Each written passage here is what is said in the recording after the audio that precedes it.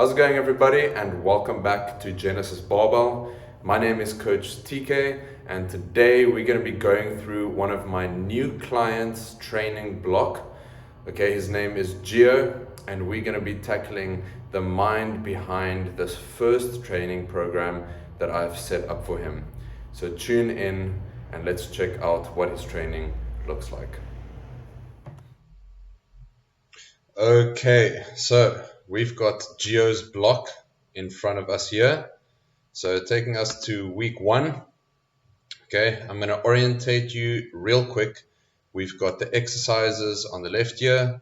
We've got the number of sets, the number of reps and the percentages, RPE, rest time if necessary, some specifications, tempo if necessary, and some notes. So I'm quickly going to give you a rundown about Gio. So he is male, between 100 and 110 kilos body weight, big stocky guy, roughly 175 to 18 meters tall, and has been training for quite a while. Now, his training is going to look very different. This is his first block that I'm setting up for him. So his training is going to look very different to the programs you would typically see me do for 2 reasons. Firstly, because he's a new client. Okay, this is my first block with him. There's a lot of trial and error.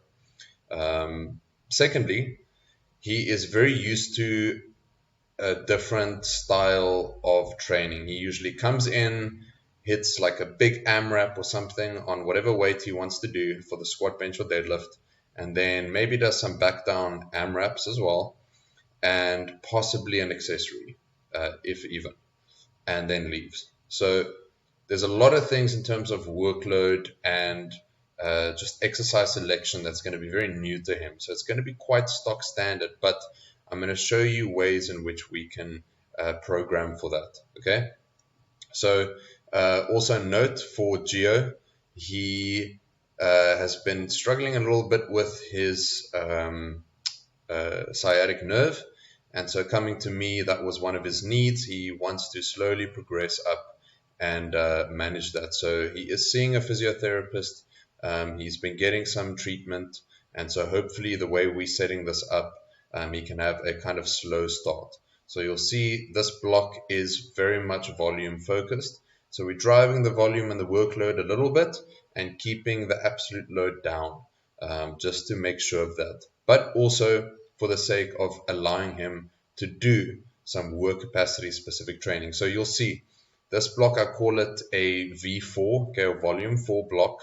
And the type of block that it is to drive work capacity, but specifically through very specific variation work. So you'll see that we spend a lot of time doing like high specificity variations, or not necessarily too high, but variation work is the driving factor here. Okay, we want to drive weak point training, and we're not too focused on even maintenance of the main lift movements like squat, bench, and deadlift. Okay, there's nothing really to maintain because he's been kind of out of the really heavy stuff for a while. So it's a prime time to drive a lot of the volume for his variations that would make him stronger in the long run. So sometimes I use this block for people to get some novelty or just to have a lot more workload on the variations, because usually even in high volume blocks where we do tons of sets and reps, a lot of that is geared towards the main lifts, and the variations and accessories don't typically get as much exposure to that high workload. So in this case, we're really focusing on the variations and driving that in terms of volume. So let me get straight into it. We've got 5 training days for him. Okay, he typically trains on Monday to Friday and takes the weekend off. I can accommodate that need. And for him, I've got 2 lower body days on day 1, primary squat day, and day 4, primary deadlift day. And then I've got a primary bench day and a secondary bench day here, with a accessory day / GPP. Okay, so for him, 2 lower body days, or 2 squat and 2 deadlift days, and 2 bench days. Typically for his stats and stature, okay, I would probably give a higher frequency bench, and possibly lower specificity squat training to some extent. But for Geo, I mean, new client, new block, I don't know what I'm dealing with here. So a stock standard way is just to go 2 times a week for all 3 lifts, and then we bump up or bring down as we go from block to block. This is trial and error for him.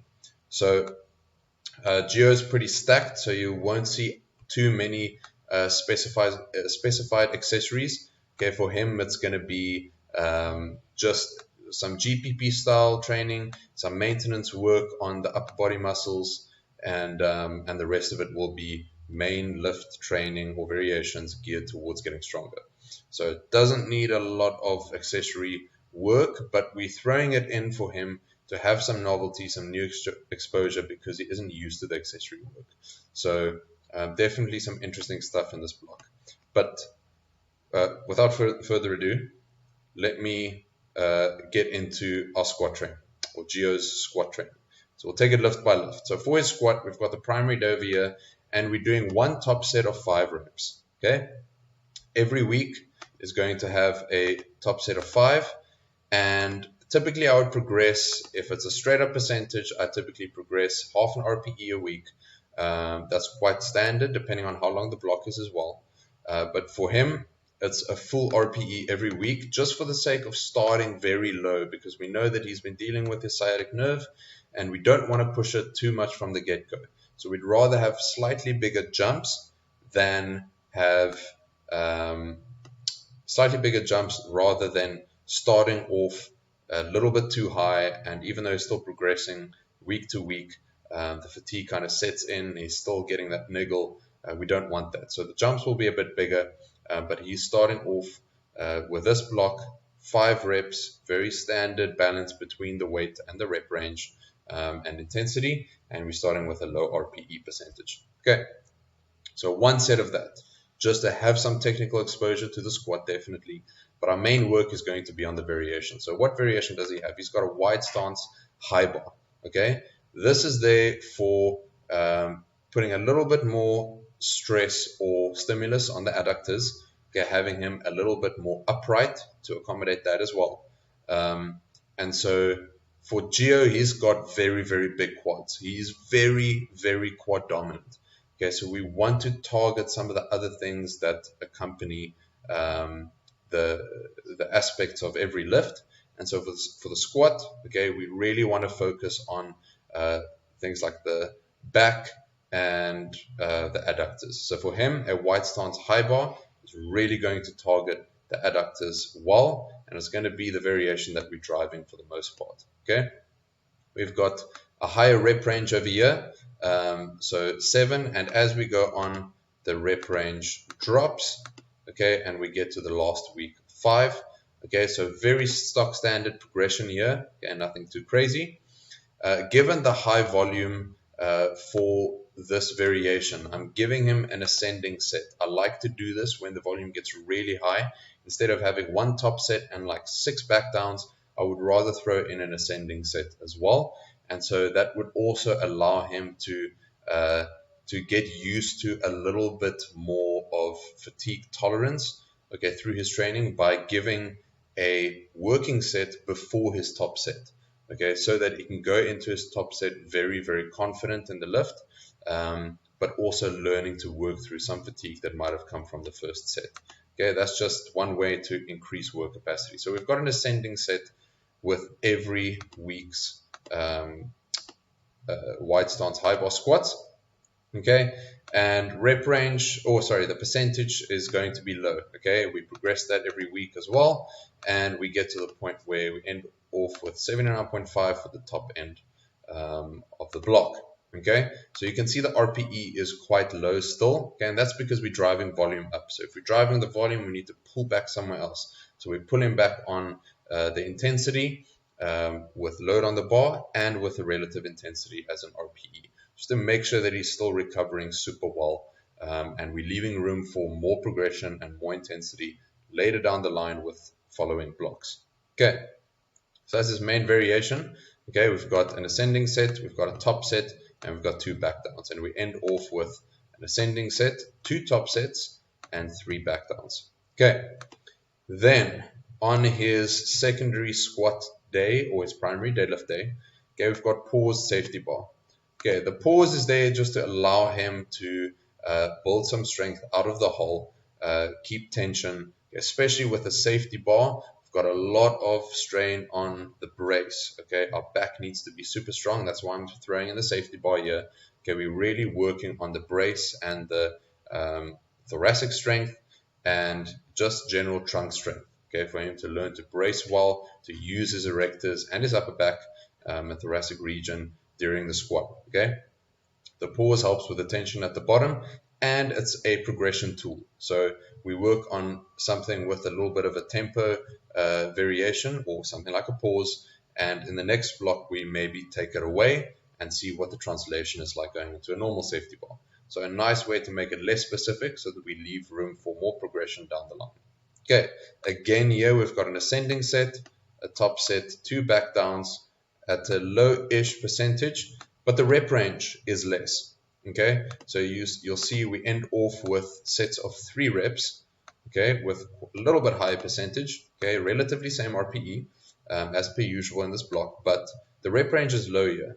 Now, for him, we want a little bit more stimulus in terms of absolute load on this one, specifically because he has already got massive quads, strong quads, very quad dominant squatter, okay, and for him he's got a lot of experience with that. So there's no real use in really pushing all too many reps or getting all too much stimulus muscularly. Okay, we want to drive the strength progression here.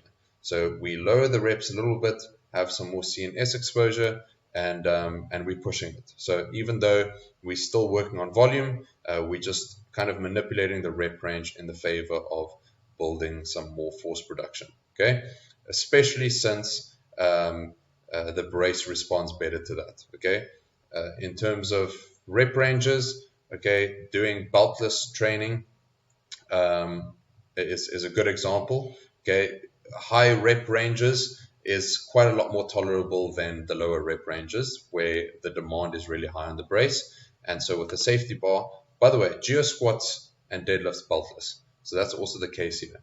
So with the safety bar as well, okay, a lot of demand on the brace, and so we like to make it slightly heavier to accommodate that need. Okay, so that's it for his squat training. Now we're moving on to the deadlift stuff. Now, we've got a lot of hamstring work here. So let's get straight into that. We've got his primary deadlift day. I'll take you to week 1 here. Okay. And for him, okay, he's a very back dominant and somewhat glute dominant deadlifter as well, but mostly just back dominant. He's been training beltless for years, and with his conventional style, slightly rounded back, his stimulus is mostly on the erectors and the brace and things like that. So for him, okay, we want to manipulate his deadlift training in such a way where we're focusing on the hamstring strength. Okay, so our primary movement is going to be the Romanian deadlift. Okay, we stiffen up the legs a little bit. We have a controlled eccentric, and so we're really driving the muscular progression in terms of growth and strength with the Romanian. So I could have given him just a stiff-legged, okay, but we want that extra tension on the hamstring for growth as well. And so this is just a biased variation in terms of stiff-legged deadlifts for hypertrophy. So again, we've got a higher rep range here. Again, we're ending off with sets of 5. Okay, so I gave him an RPE here instead of a percentage for his top set, because it's quite difficult with Romanian deadlift to kind of know how much we can 1 rep max. So I give an RPE usually for the Romanian, unless a person's been doing it for a very long time and we kind of get a good gauge of where it's at in comparison to the normal deadlift, so we can work off a little percentage. But in terms of his training, he just hasn't had so much exposure and drove the Romanian deadlift so much where you can get that kind of idea. So for him, we stick with an RPE, and then his back down, we'll say, okay, a specific percentage of whatever he used as a means to auto-regulate that. So we end off with top set of 5 at an RPE 8 with 2 sets of 5 at 97% of whatever weight he used in the top set. Okay, very nice little style that I like to use here. We only need one set to determine how he feels on the day in terms of RPE, and then we can base a very definitive amount on the bar by use of a percentage based on that one set with an RPE. Okay, so again, we've got some steady progression, the reps decrease slightly, and the RPE increases. So very, very stock standard progression here. Then this one is interesting. So he's got a deadlift set, a normal deadlift set. I still want to expose him to the technical aspect of the main lift. So a normal competition conventional deadlift for him. Okay, but we want to keep the weight still relatively low. Remember, he's dealing with this thing in his glute, with his sciatic nerve, and so we don't really want to use kind of the same rep range because the weight on the bar will be a lot more here. So typically what I say is use the same weight as you used for your back down set, and you just do the amount of reps that will have the same relative intensity. So based on my calculations, okay, the weight that he would use for his back down, given the same weight for his deadlift set after this work, okay, 10 reps would be an appropriate amount of reps to get to the same RPE for the competition deadlift as he would in this back down Romanian deadlift set. So as you can see, we get to the end, and 8 reps would be the relative the relative rep range that would be similar in terms of RPE that he would get out of that last back down set. So just a little trick there, keeping the same weight on the bar. We don't want to drive the absolute load, but we want to keep the relative intensity or RPE the same, okay? And so the rep range would increase. Okay, just some technical exposure here. And then we've got, I'm going to get to the accessories now, but then we've got his secondary deadlift day. Now, this is also very uncommon for me to give, but a sled drag is going to be nice here. So the reason I give this is more of a pre-fatigue method before doing his safety bar good mornings. Okay, good mornings, I typically like giving a safety bar. It's just more comfortable to do instead of just a regular straight bar. Okay, and the good mornings are there to target that hamstring and back development for the deadlift. Okay, with a good morning over an RDL, okay, he's got a little bit more extension in the spine where you can kind of round your back quite a bit on an RDL still or stiff-legged deadlift, but you can't do that with a good morning. So I like good mornings for emphasis on the hamstrings, even though there are some downsides to a good morning compared to an RDL. I like giving a good morning in some cases. Again, here we've got straight up RPE. Okay, it's going to be very low specificity variation. So the RPE will help him gauge what kind of weight he would need on the bar. Okay, just very straight up progression as well. We've got one top set of 6, and we back down with anywhere between 6 and 10 reps. Not really too much of a precise movement to get down. We just want to drive some stimulus from a hypertrophy standpoint as well. But we've got the sled drag. So we use the sled drag as a pre-fatigue method before his good mornings so that we can get the glutes and hamstrings to be the limiting factor before anything else. We don't want his brace or his erectors to be the limiting factor. We want to drive stimulus for the glutes and hamstrings. Now, what is nice about the sled drag? Why didn't I just give him like a hamstring curl or something like that? Well, I wanted to give him something that is firstly both the glutes and hamstrings. Okay, and typically when we give something like that, okay, it would have to be something that takes strain off of the back, the lower back. Okay, so I could have potentially given him a belt RDL, but I definitely wouldn't have given him any sort of other hip extension because then he'd be taxing the lower back still, and that wouldn't really be the right pre-fatigue method. So I give him something where we take strain away from the lower back, we tax the glutes and hamstrings, and then we go into the more hip extension specific movement where the lower back is involved. But now the glutes and hamstrings are pre-fatigued. Okay, but the sled drag versus the belt RDL. Why did I pick the sled drag? Because typically I would give the belt RDL. While the sled drag doesn't have an eccentric. Okay, so we're taking away fatigue in that aspect. When you drag a sled, okay, it's basically just concentric with every step that you take. And so we're getting a lot of blood flow, a lot of stimulus there without the damaging aspect on the tissue or that kind of fatigue that sets in with eccentric or movements that involves an eccentric portion. Okay, so with the sled drag, we're basically just getting some really good blood flow and stimulus on the glutes and hamstrings for pre-fatigue, but we're not getting that eccentric portion that would cause that extra damage and fatigue going into the good mornings. So very, very nice way to pre-fatigue is a sled drag for the glutes and hamstrings. Okay, for him here, he's just got 3 standard sets. I didn't want anything crazy, but not too little. 3 sets is a fantastic landmark for what we're trying to achieve here. And I just said here across the room, he knows what the gym looks like and how he will be doing that. So that is, yeah, that is just a note that I gave him there. And then basically we've got one accessory for the lower body. He doesn't need any stimulus, extra stimulus on his glutes. We're getting a lot of that done through all the hip extension work and the sled drags. And he definitely doesn't need more extra work on the quads. Okay, he doesn't typically need full range of motion quad work from his accessories like I would give most people, because when he squats very deep. Okay, he gets full knee flexion in his squats. So he doesn't need any accessory work for that aspect, for the full range of motion aspect, because he already gets it. Okay, so the only accessory that I'm giving him is a Nordic hamstring curl. Okay, just a hamstring curl variation that is suited well in the gym that we've got. Okay, so we don't have like a machine hamstring curl. Okay, we've got some other methods to do it, but I like the Nordic. It's an actual favorite of mine doing it at this gym.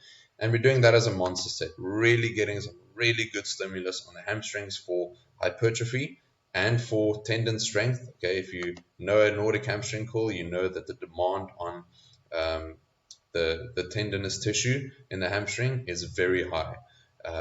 Typically, we've got a lot of tension at the lengthened portion of this lift. Okay, so also a simple progression. Okay, ending up with 60 total reps, 2 minutes rest between each successive set. And so, yeah, getting in some really good hamstring work there for him, as that is the main goal, or it's going to be the main goal for his deadlift work going forward, to develop the hamstrings in terms of growth and strength. Let's move on to the bench. Okay, so we've got 2 bench days. We've got a tempo bench with some back down competition bench, okay, and then we've got a secondary day on wide grip Larsen and some weighted dips. I'm going to run through this. So the tempo bench, okay, for him, I really want to drive the technical aspect of the bench. Okay, we're going to fine tune his technique and we're going to make sure it's sharp, okay, because it's got a lot of mass in the upper body, and currently his bench isn't really well suited for the way he is structured. So there is definitely some imbalance between how much strength he's got and can produce in a pressing movement and the technical aspect of it. So if anything, if we drive up the technical prowess, we can get a lot more out of his bench. So we've got a top set of 3 here leading up to a top double in his last week at RPE 9, and we're really driving the technical aspect by throwing in a 4-second eccentric, a 3-second pause, and then up. Okay, starting off with the RPE again. He has no experience with the tempo. There's just a better way to gauge where he's at and how much he can do. Okay, so we've got an RPE top set. Then we've got a percentage back down. Okay, once again, we only need 1 RPE set, okay, before we know how to auto-regulate well. And so, but this one looks a little bit different. So the percentage I'm giving here, I'm not giving him any reps. I'm giving him a very calculated, specific percentage for the same RPE, okay, and he will get as many reps as he can get. Because a tempo is tricky in terms of RPE. I mean, you might get to your 4th rep and you're like, or your 3rd rep or whatever, you might get to a particular rep and think, I've got 3 more reps, and then you do another rep and you're like, I can't do another one. So with a tempo, it can be very tricky. And so I'm forcing him to learn how to get used to the RPE system with a tempo by still giving him a percentage to work with, a very specific weight on the bar, but the RPE as well. And so the rep range is going to depend on how many he can get. I really want him to learn how to develop the skill of knowing where he's at in a given set in terms of RPE. So this is a nice way to do it. We typically, for the most part, we see a given rep range and a given RPE, or a given rep range and a given percentage. This is a nice way to do it differently, where we give a percentage or a weight on the bar and an RPE, and then the rep range would be subject to that. So we've got 3 variables and we take away one of them. Usually that one is not the rep range. So this is a nice way that we can go about doing that. Then we've got back down work, high repetition just for some skill practice on the bench. Okay, low weight on the bar given the rep range, and so it helps him to develop that technique, spend more time under the bar, more reps, more total volume, just to get used to the technique. Okay, that progresses as well throughout the weeks, ending off with still very low, 72% for 5 sets of 6. Some high volume there. Let's look at the secondary day. Okay, we've got a wide grip Larsen. Okay, so for him, when he benches, okay, he typically brings in the elbows, okay, tucks in the elbows slightly, tightens the lats, whatever, low touch point, and as he presses, the elbows flare. So for a lot of people, they do all sorts of cues and like maybe a touch of band here to get tighter in the lats, or work more lats, or work more, keep it tucked in, keep it tucked in. His elbows want to flare, his pecs want to take over. Let him train in a way where he can get that kind of stimulus. So what we do here is I'm giving him a wide grip. I'm allowing him to flare his elbows more to get more of a abducted shoulder position in his bench. And the Larsen is obviously there to take the leg drive away. This is for multiple different trial reasons. So it's not a very specific reason. I throw it in there as a means to have some sort of progression set up, where next block he can do like a wide grip normal bench press instead of the Larsen and make some progressions there. But also it is there to take the leg drive away and really focus on the chest or the upper body musculature as he does this wide grip variation. So very nice one here. Not too big of a difference in terms of grips, just 2 fingers wide on every side. And we've got again here an ascending set, a top set, and back downs, ending off with 1 ascending set, 2 top sets, and 3 back downs. And the percentages are suited for a little bit higher RPE than his lower body work, given the nature of bench being easier to recover from, typically. Okay, very, very standard here as well. Then we've got an accessory / variation. Okay, I like to look at it as a variation just because it's press dominant. Okay, the weighted dips. Okay, for him, this is just very, very anecdotal. He loves weighted dips. He loves progressing them. It's been giving him a lot of good results in the past. I wanted to throw this in there so that he can have that kind of dopamine effect. Okay, especially since it's worked in the past. Okay, if he's getting a good shoulder or delt, tricep, and pec stimulus out of this in terms of the mechanism of the movement, go ahead. I want him to push this. So we've got a monster set over here pushing that 0 acceleration and making sure that we're getting some as best stimulus as we can. And then we've got some other random things throughout the program. The pull-ups for some up-back work, the shoulder rotations because his rotators are really weak, so we need to work on that just for the stability of the bench. Then we've got some more upper back work over here on this day, some tricep specific work, some thoracic rotations here, and then we've got some other GPP style stuff and some maintenance work on the biceps and delts. That's basically his program. It's nothing special. It's nothing too complicated. There's a lot of blank spaces here that usually gets filled up by quite a bit of info, making it very meticulous, but for him, it's just not needed. Not every program is all too complicated, and for him, this one is going to be a stock standard way to drive the volume in his variation work and make sure that we are tackling all the weak points that we want to, and little things like the technical aspect of the bench, adductors in the squat, and the back work in the squat, hamstring dominant training for his deadlift, and some progression style incorporation like the wide grip Larsen, the pause for the safety bar, and the high bar aspect for the wide stance, etc., etc., etc. So that's basically his block. I'm excited for him to start. He's starting in the week coming, and I'm interested to know what his experience is going to be like since he hasn't been doing this style of training ever. All the variation, all the workload, and some of the accessories, and keeping the intensity low. He's not used to any sort of RPE. He usually just AMRAPs everything. It's going to be very interesting to see the kind of fatigue management that we get out of this type of training for him. But I hope you enjoyed it. I am definitely going to be bringing out some more mind behind the blocks, and this is just another one for you to look at what it is that I do and the mind behind everything that I set up for my clients. So please leave a like, please subscribe, and I will see you in the next video.